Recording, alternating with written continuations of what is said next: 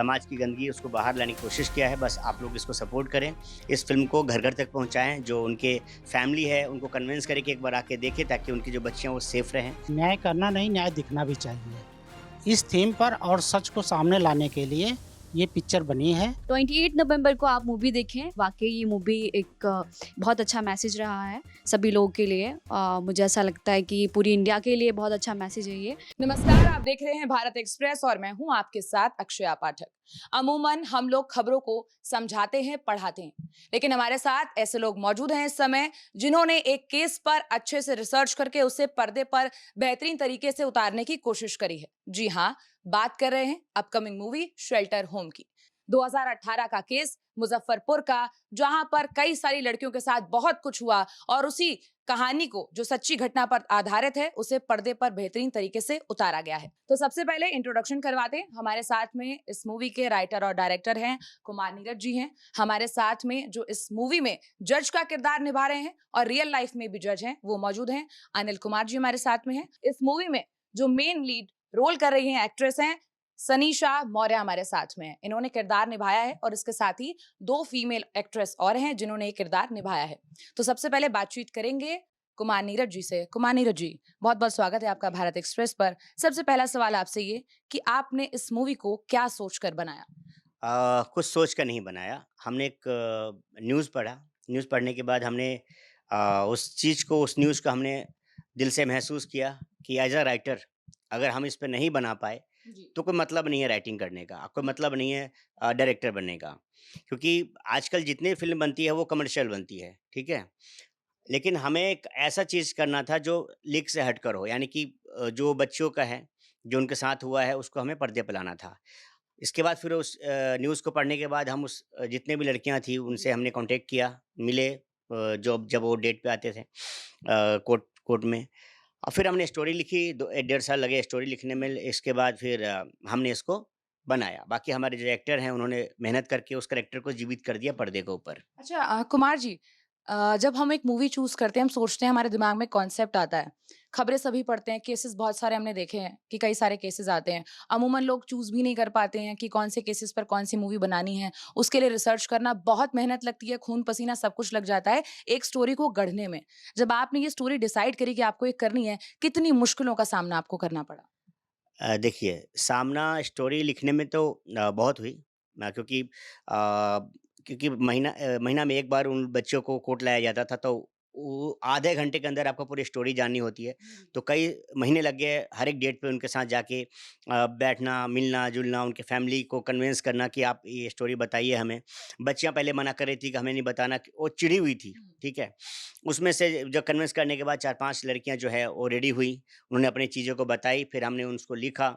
लिखने के बाद फिर हमने उनके फैमिली को भी दिखाया कि ये स्टोरी है। उनका जब कन्फर्मेशन हो गया कि हाँ, ये ओके है, फिर हमने इनकी कास्टिंग शुरू की। तो इतना आसान नहीं था क्योंकि वो लड़कियों को ढूँढना, जो वहाँ जो लड़कियाँ दिख रही है सेम टू सेम, वैसी लड़कियों को ढूँढना, हमने ऑडिशन लिया, कई ऑडिशन राउंड हुए हैं। उसमें से 4 या 3 लड़की को ढूँढना, ढूँढने के बाद फिर उनको सिखाना जी। कि आपको ये कैरेक्टर करना है, फिर कन्विंस करना कि आपको बिना मेकअप के करना है। हम्म। हाँ, तो वो बहुत सारी कठिनाइयाँ इसमें हुई।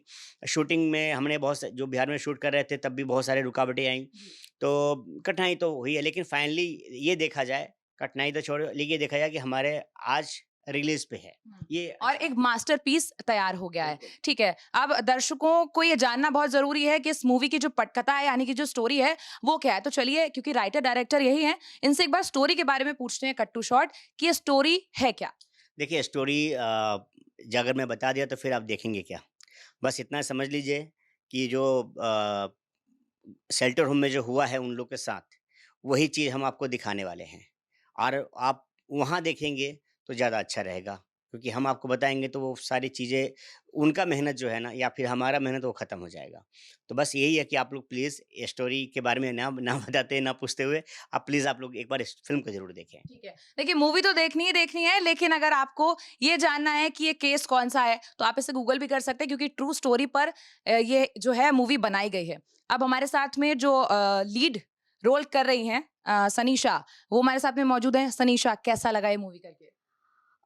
Actually it's a very true story और मुझे ऐसा लगता है कि इट्स वेरी चैलेंजिंग रहा मेरे लिए ये जो मैंने जो कैरेक्टर प्ले किया है, क्योंकि इसको करना बहुत आसान नहीं है, बहुत इजी नहीं है, क्योंकि मैंने तो अपना जो एक्टिंग का था एज एन एक्टर के तौर से मैंने उसको किया है, बट जिसके साथ रियल में हुआ होगा, मुझे ऐसा लगता है कि मतलब जिन्होंने ये फेस किया होगा, हाँ। मैं एक्सप्लेन नहीं कर पा रही हूँ, क्योंकि मुझे जब इस कैरेक्टर को लेकर इतना मतलब ऐसा फील हुआ, जब जिसके साथ ये घटना हुई होगी, तो शायद मुझे ऐसा लगता है कि इसको लेकर तो मैं कुछ एक्सप्लेन नहीं कर सकते। एक्सप्लेन नहीं अच्छा, कर एक सकती। और सवाल है आपसे कि आपने अपने कैरेक्टर को ढालने के लिए कितनी मेहनत करी? क्योंकि रियल लाइफ जो है वो हमारी बिल्कुल डिफरेंट है जो आपने वहाँ रियल लाइफ अदा करी है। वेरी डिफरेंट यार, क्योंकि मुझे ऐसा लगता है कि शायद मैं एक एक्टर हूँ, तो मुझे परफॉर्म करने का मौका मिला। ये इस बात से मुझे बहुत ही अच्छा है कि मुझे इतना अच्छा चैलेंजिंग कैरेक्टर मिला इस मूवी में प्ले करने के लिए। और हम लोग बहुत मेहनत करते हैं, और कहीं ना कहीं इस 2 ढाई घंटे की मूवी के लिए हम लोगों ने कितनी मेहनत की, ये हम ही जानते हैं। शायद डायरेक्टर हैं जिन्होंने काफ़ी सारे एक्टरों को बहुत ही बाखूबी सभी लोग के अच्छे कैरेक्टर को बताने के लिए, सभी को एक नरेशन देने के लिए, और उन पे काफ़ी मेहनत अच्छा, की। गाइडेंस तो मिली होगी सबकी बिल्कुल, तरफ से, बिल्कुल, लेकिन जब आप अपने कैरेक्टर को ढाल रही होंगी, उसमें कितनी मेहनत आपको करनी पड़ी, उसके बारे में जानना चाहेंगे? अ, वैसे तो मेरा जो कैरेक्टर है वो एक बहादुर लड़की है, जो कि वो सैल्टेरो में होती है, बट वो कहीं न कहीं सभी लड़कियों को एक ग्रुप बाय ग्रुप सभी को सोचती है कि मैं भी निकलूँ और इनके साथ मेरे साथ ये भी निकले यहाँ से, बट ऐसा होता नहीं है, पॉसिबल नहीं है वहाँ से निकलना। और मेरा जो एक्सपीरियंस रहा है कि अगर मैं इस कैरेक्टर को प्ले भी कर रही हूँ, तो कहीं न कहीं मतलब मेरा जो एक्सपीरियंस रहा है कि मैं तो चैलेंजिंग कैरेक्टर के लिए मुझे ऑब्वियसली काम मिल रहा है, तो मैं तो करूँगी ही। बट जब मैंने पहली बार इस कैरेक्टर को मतलब सुना, क्योंकि और भी इसमें काफ़ी सारे कैरेक्टर हैं, बट मुझे लगा कि मैं इसको अच्छे से प्ले कर पाऊँगी। और जो हमारे डायरेक्टर हैं उन्होंने भी मुझे ये कैरेक्टर इसीलिए दिया कि शायद मैं उस कैरेक्टर में जा रही हूँ, शायद मैं ये कर पाऊँगी। तो ये एक कास्टिंग के तौर से हम लोग को अपने-अपने कैरेक्टर मिलते हैं, ठीक है। क्योंकि हमारे अकॉर्डिंग कुछ भी नहीं होता है। उनको शायद मुझ में वो कैरेक्टर देने की एक मतलब मुझे कुछ देखा होगा, तो शायद मुझे वो कैरेक्टर दिया उन्होंने। ठीक है, चलिए तनीषा अभी आपके पास आती हूँ। अब हमारे साथ में आनंद जी मौजूद हैं।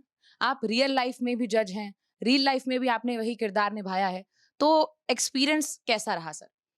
डायरेक्टर अगर समझदार हैं और उनमें क्षमता है, तो वो अपने पत्थर से भी एक्टिंग करा लेते हैं। मैं रियल लाइफ में तो पहली बार गया था, बट रियल लाइफ से रियल लाइफ में बहुत अंतर है।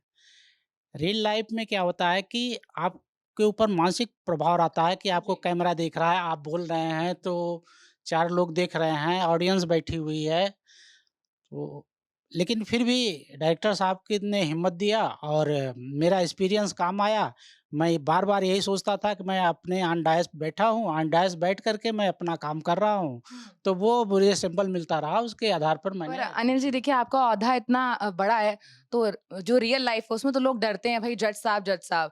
और आप बता रहे हैं कि जब आप करेक्टर करने गए तो जिस तरीके से आपसे एक्टिंग करवाएगी तो आपको भी थोड़ा-सा कहीं न कहीं कैमरा फेस करने में एक तरीके से इश्यू भी रहा होगा, उसको उस चीज़ को आपने पार किया होगा। तो कितना चैलेंजिंग रहा ये? इसके लिए मेहनत करनी पड़ी? मेहनत तो करनी पड़ी होगी। ये चैलेंजिंग कोई नहीं होता है, ये कॉन्फिडेंस की बात होती है और सेल्फ कॉन्फिडेंस होता है कि हमने अपने अंदर इस तरह से डेवलप किया है कि मैं किसी भी परिस्थिति को बखूबी उसको निभाना जानता हूँ। और जब मुझे ये लगा कि नहीं मुझे ये करना है, एक्टिंग करना है, तो मैं बड़ी हिम्मत के साथ मुंबई गया और नीरज भाई के डायरेक्शन में हमने 1-2 बार गलतियाँ हुई बट उसको मैंने कोशिश किया, सुधारने की कोशिश किया और बखूबी मैंने निभाया। नीरज जी, इस मूवी के ज़रिए आप क्या लोगों को मैसेज देना चाहते हैं? और देखिए, सबसे इम्पोर्टेंट बात है क्योंकि ये ऑक्सफोर्ड यूनिवर्सिटी में पहली इंडियन मूवी है जो सोशियो इकोनॉमिक है, उसे स्क्रीन किया गया है। ये भी एक बहुत बड़ी बात है क्योंकि पहली ये इंडियन मूवी है। सबसे पहले इसके बारे में जानना चाहूँगी और उसके बाद जो मैंने आपसे भी सवाल किया उसके बारे में। जी। देखिए मुझे नहीं पता था कि कैसे इसको बीबीसी ने वहाँ पे कनेक्ट किया। इसके बाद फिर हमारे एक मित्र हैं जो डॉक्टर अभिनव श्रीवास्तव जी हैं, उनसे उनकी बातचीत हुई। बातचीत होने के बाद बीबीसी ने कहा कि ये न्यूज़ सबसे पहले मैंने कवर किया था पटना में, मतलब उन्होंने ही ये जी। उजागर किया था, बाकी किसी मीडिया ने नहीं किया था। तो उनका था कि क्योंकि ऑक्सफोर्ड का ही है बीबीसी, तो उन्होंने फिर श्रीवास्तव जी को बताया कि ये जी। फिल्म आप चाहें तो वहाँ पे जा सकता है। तो फिर बातचीत हुई, बातचीत होने के बाद फिर बहुत सारी चीज़ें उन्होंने क्वेश्चन किया, हमारे से स्टोरी उन्होंने मँगवाई, पढ़ी, फिर पूरी फ़िल्म मँगवाई। इसके बाद उन्होंने कई महीने के बाद उन्होंने ओके किया, क्योंकि वहाँ पे होता क्या है कि वर्ल्ड से सारे लोग वहाँ आते हैं जी। फ़िल्म देखने के लिए और देखने के बाद उनको जो बेस्ट होता है, वो फ़िल्म वहाँ पे चुनी जाती है देखने के लिए। तो मेरे लिए खुशी की बात थी कि उन 35 जो वहाँ पे बैठे लोग थे, उनमें मेरी फ़िल्म जो है नंबर 1 पे चली। फर्स्ट और हाइलाइट ये था जी। कि ऑक्सफोर्ड ने अपने वेबसाइट पर मेरा क्योंकि पहले इस फ़िल्म का नाम नफीशा था। मैं अभी वो सवाल भी आपसे पूछने वाली थी। हाँ, तो नफीशा के नाम पे पूरा उन्होंने डाला कि ये इस टाइम इसकी स्क्रीनिंग होगी। मेरे बारे में वहाँ पे लिखा, मैं अभी भी मेरा ऑक्सफोर्ड पे जो है वेबसाइट पे मेरा फ़ोटोज़ है। तो मैं बहुत थैंक यू हूँ ऑक्सफोर्ड के लिए कि उन्होंने इस फ़िल्म को वहाँ पे चलाई। प्रेज़ेंट किया, हाँ, स्क्रीन और किया। नफीशा एक्चुअली ऑक्सफोर्ड में भी लिखा हुआ है, नफीशा और शेल्टर होम की पूरी स्टोरी है।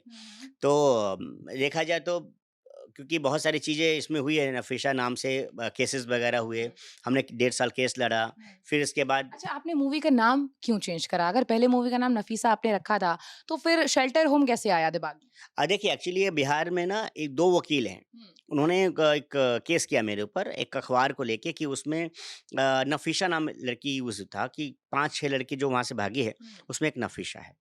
वो कोर्ट में लगाया, कोर्ट में लगाने के बाद बहुत सारे 1 डेढ़ साल चला। लास्ट में जज ने कहा कि तुम्हारा जो ऑब्जेक्शन है नाम पे है। तो मेरे को वकील से पूछा कि नाम अगर हटा दे कोई दिक्कत? तो मेरे वकील ने कहा कोई दिक्कत नहीं क्योंकि ऑलरेडी 1.5 साल बीत चुका था, हम लोग लटके हुए थे। हमने कहा ओके, सिर्फ़ नाम चेंज हो गया। नाम चेंज होने के बाद शेल्टर होम किसी और के था, हमने रिक्वेस्ट करके फिर शेल्टर होम नाम लिया क्योंकि हमारे में नाम रजिस्टर्ड होता है। तो फाइनली नफीशा क्योंकि एक पर्टिकुलर एक नाम हो रहा है, उस पे आगे भी प्रॉब्लम होती। एक कम्युनिटी के द्वारा उनको लग रहा था कि हम उनको बदनाम कर रहे हैं, तो होती ही होती। इससे ऊपर वाले ने अच्छा किया कि हमें शेल्टर होम नाम मिल गया। ठीक है। इस मूवी के ज़रिए आप क्या मैसेज देना चाह रहे हैं? हमारी ऑडियंस को भी और क्योंकि आपने मूवी बहुत मेहनत और लगन के साथ बनाई है, तो एक होता है ना कि आप अपनी आत्मा उसके अंदर डाल देते हैं मूवी के अंदर। वो आपने अपनी जो आत्मा थी, वो क्या सोच के इसके अंदर डाली और आपने क्या सोचा कि क्या मैसेज इससे लोगों तक जा सकता है? देखिए मैसेज जो मैंने एहसास किया, महसूस किया कि एक मैं कमाने के लिए फ़िल्म नहीं बनाई है, ठीक है? और अगर कमाने के लिए फ़िल्म बनाई थी तो मैं बताता हूँ कि मैं बड़े-बड़े एक्टर लेके फ़िल्म जी। बनाता मैं, अगर मुझे कमाना होता तो। मैं सेमी नॉन लेके एक्टर को इस फ़िल्म को ख़त्म किया है और मैं जो जितने भी लड़कियाँ हैं, उनको मैंने ऑडिशन से चूज़ करके मैंने इसमें किया है। मैसेज मेरा यही था कि मैं एक मतलब बेटी का पिता हूँ और वहाँ पे बच्चियों के साथ ही वो सब हुआ था और आगे भी होता ही रहेगा क्योंकि जिस हिसाब से वो चल रहा है सब कुछ। तो मेरा था कि इसको जो कोई नहीं छू रहा है, ना मीडिया इसको दिखा रही है, कि कोई इसको मतलब हाइलाइट नहीं कर रहा है। तो मेरा ये था कि यार किसी न किसी के घर की तो बच्चियाँ हैं ना, अब उनसे गलती हुई कोर्ट ने कहा कि आप इनको बालिका गृह पे रख दो सुधार गृह मतलब सुधार के लिए, लेकिन वो सुधार कहाँ हो रहा है? उनके साथ तो दरिंदगी हो रही है जो मतलब कभी होना ही नहीं चाहिए उन बच्चों के साथ। और पता भी नहीं लग रहा है। हाँ, और किसी को कुछ पता उनके फैमिली तक को नहीं पता है। तो वो चीज़ मुझे था कि मेरे एक चीज़ और आ रहा था कि आखिर क्यों बच्चियाँ वहाँ जाती हैं? तो ये था कि कम से कम माँ-बाप को भी ये एहसास हो कि जब 16-17 साल की अब बच्चियाँ आपकी हो जाएँ, तो कम से कम आप उस पे ध्यान रखें। उसको अपने दोस्त बना के रखें। और बच्चियों को भी ये था कि भाई कम से कम इस उम्र में आप जो कहते हैं कि मेरे को प्यार नहीं मिल रहा है घर में माँ-बाप से, मुझे बाहर प्यार चाहिए, फिर आप गलत जो संगत में पड़ते हैं, फिर आप कुछ ऐसा हो जाता है कि आप शेल्टर होम पहुँच जाती हैं। तो ये दोनों दिमाग में था कि मुझे मैसेज दे देना है माँ को, फादर को और बेटी को भी कि आप लोग अगर एक रहेंगे क्योंकि एक एज होता है, उस एज में बहकना और वो सब होता ही है।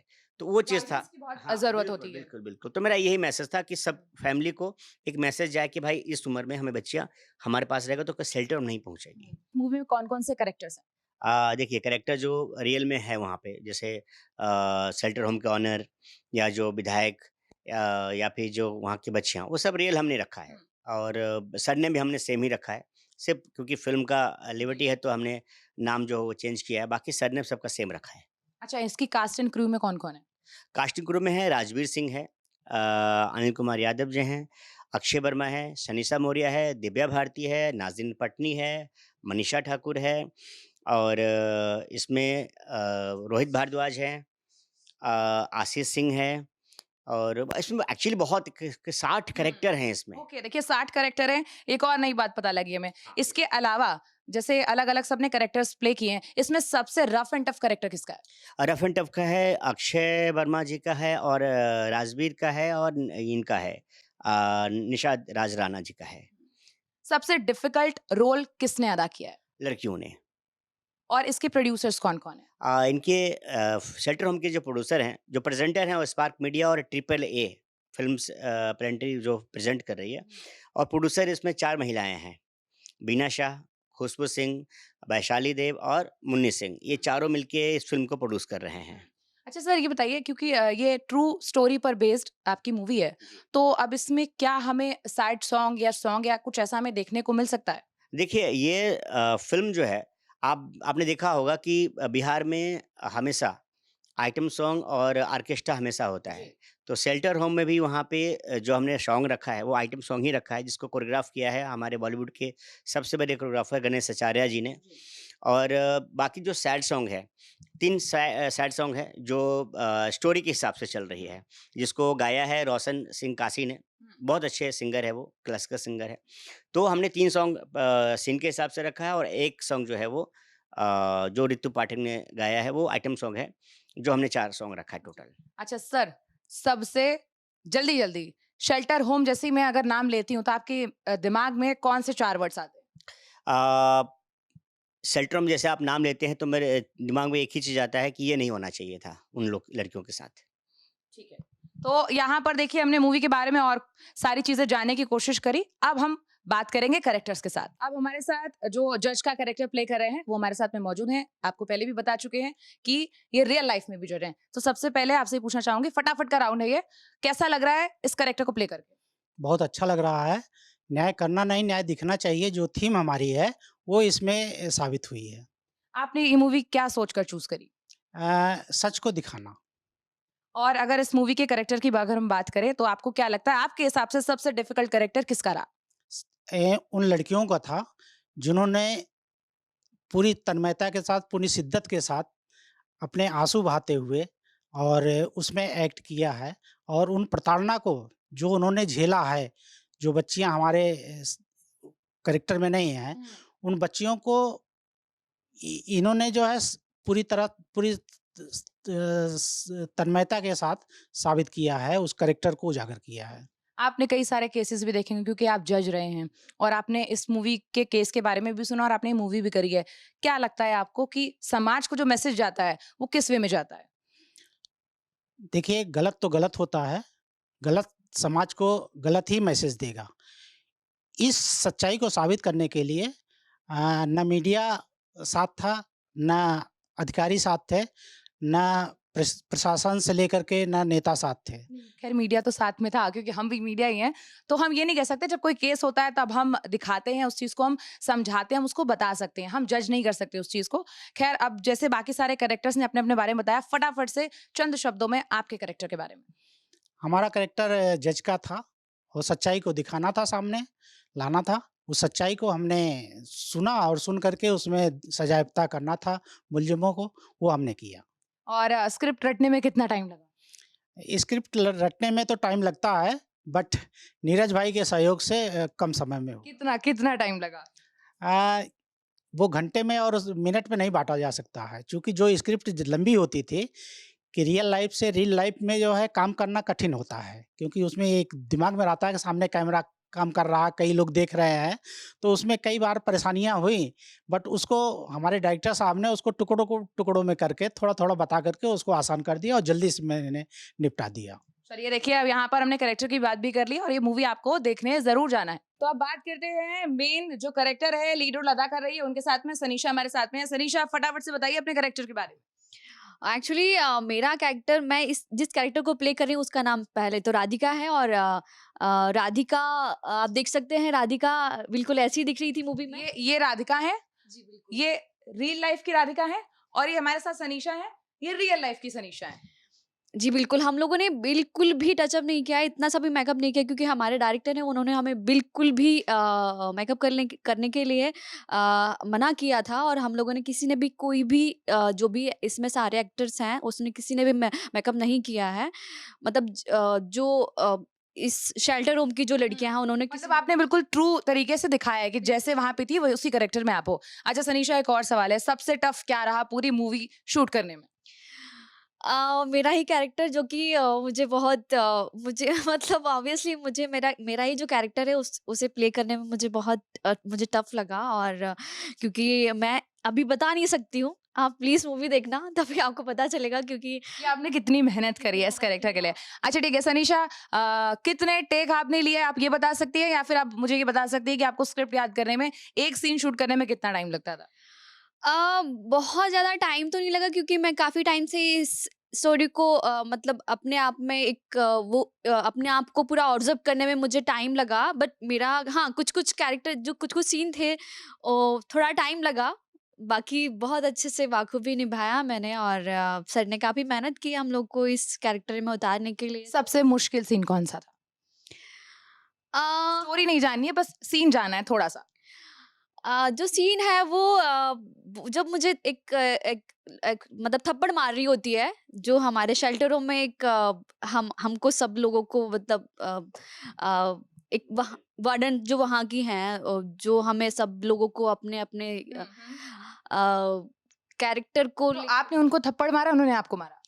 नहीं मैं मतलब थप्पड़ तो अपने आप को पूरा मैं जो कैरेक्टर राधिका का कैरेक्टर एक्चुअली वो बहुत पावरफुल कैरेक्टर है तो वो अपने आप को इतनी पावरफुल समझती है कि उस जगह में मतलब मरने ना जीने की कुछ तमन्ना नहीं उसे बस वो अपने अपने आप में रहती है ताकि वो अपने आप को पावरफुल दिखा सके कि मुझ में भी पावर है बट वो ऐसी जगह है वो खुद भी नहीं निकल अच्छा, सकती सबसे टफ सीन हाँ, थप्पड़ वाला यहाँ पर थप्पड़ वाला रहा। अच्छा, अगर बाकी कास्ट एंड क्रू की अगर बात करें तो सबने अपने अपने कैरेक्टर अदा करे हैं। आपको क्या लगता है आपके अलावा और जो सबसे अच्छा कैरेक्टर किरदार अदा किया है वो किसने किया है?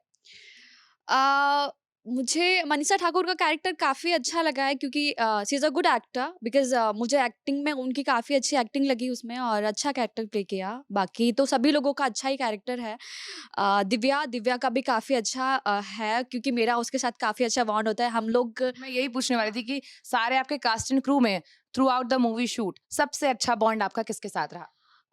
मेरा दिव्या के साथ काफ़ी अच्छा बॉन्ड रहा है और हम लोग वो कहीं न कहीं हम दोनों एक दूसरे की हेल्प कर रहे होते हैं उसमें और दिव्या बहुत अच्छी एक्टर है, तो मुझे उसके साथ काम करने में बहुत अच्छा लगा और वो अभी यहाँ नहीं है बट आई मिस फटाफट से बताइए कि मूवी कब रिलीज हो रही है? 28 नवंबर को रिलीज़ हो रही है मूवी और आपसे रिक्वेस्ट है कि आप प्लीज़ अपने-अपने नज़दीकी सिनेमाघरों में आप देखने जाएँ, जहाँ भी आपको नज़दीक लगे। प्लीज़ आप देखने जाएँ और ज़रूर बताएँ कि कैसा हम लोग का काम रहा है, सभी हम लोगों का कैसा आप एक्सपीरियंस बता सकते हैं क्योंकि हम लोग तो अपनी साइड से हमें तो बहुत अच्छी लग रही है मूवी। तो यहाँ हमने बातचीत करी शेल्टर होम मूवी के लिए और 28 नवंबर ये डेट जो है आप मार्क कर लीजिएगा क्योंकि 28 नवंबर को ये मूवी थिएटर्स पर रिलीज हो जाएगी। तो यहाँ पर आपको जाना जरूर है और मूवी को देखना है और उसके बाद आपको बताना है कि आपको ये मूवी कैसी लगी। तो चलिए एक एक बार सबसे पूछ लेते हैं कि आखिर वो ऑडियंस से क्या कहना चाहते हैं। सर, ऑडियंस के लिए क्या मैसेज है आपका? बस यही कि हमने मेहनत किया है जो समाज की गंदगी है उसको बाहर लाने की कोशिश किया है, बस आप लोग इसको सपोर्ट करें। इस फ़िल्म को घर-घर तक पहुँचाएँ, जो उनके फैमिली है उनको कन्विंस करें कि एक बार आके देखें ताकि उनकी जो बच्चियाँ वो सेफ रहें, ताकि जो सरकार का भी कहते हैं कि बेटी बचाओ बेटी बेटी पढ़ाओ, वो सेफ रहें। बच्चियाँ आपका क्या कहना है ऑडियंस को कि वो मूवी देखने जरूर जाएं? ऐसा क्या स्पेशल है? न्याय करना नहीं, न्याय दिखना भी चाहिए। इस थीम पर और सच को सामने लाने के लिए ये पिक्चर बनी है और भारत की उन पिक्चरों में से जो सच्चाई पर आधारित है और सच्चे लोग जो साथ हैं, जैसे इस मीडिया पार्टनर के रूप में भारत एक्सप्रेस है। मैं उनका हार्दिक आभार व्यक्त करते हुए और बहुत-बहुत धन्यवाद देता हूँ कि उन्होंने इसको सच को सच की तरह दिखाने की हिम्मत किया। सनीषा, फटाफट से ऑडियंस के लिए एक अच्छा सा मैसेज। यस बिल्कुल थैंक यू पहले तो thank you Bharat express actually मैं सभी लोगों से यही कहना चाहूँगी कि प्लीज़ 28 नवंबर को आप मूवी देखें और प्लीज़ ज़रूर आपके नज़दीकी सिनेमाघरों में जाएँ और हम सभी लोगों का मतलब हर एक कैरेक्टर को आप बाखूबी देखें और सभी लोगों को बताएँ कि वाक़ई ये मूवी एक बहुत अच्छा मैसेज रहा है सभी लोगों के लिए।